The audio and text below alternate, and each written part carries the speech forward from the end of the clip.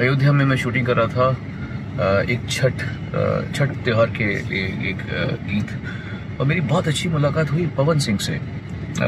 पवन सिंह बहुत ही जाना माना नाम है, बहुत, और मुझे उनसे मिलकर इतना अच्छा लगा। एक तो बहुत ही गहराई से टैलेंटेड व्यक्तित्व है उनका, और इतने सभ्य, इतने वेल मैनर्ड और इतने कंट्रोल्ड, मुझे बड़ा अच्छा लगा। यंग आदमी है, मुझसे तो बहुत छोटे हैं।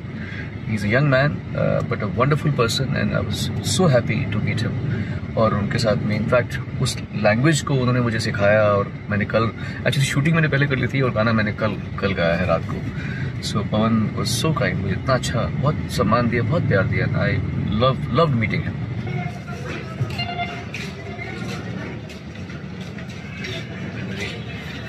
अच्छा, लोग शूट करें छठ का। जी भैया। इनके चाचा जी रेडी है सब लोग?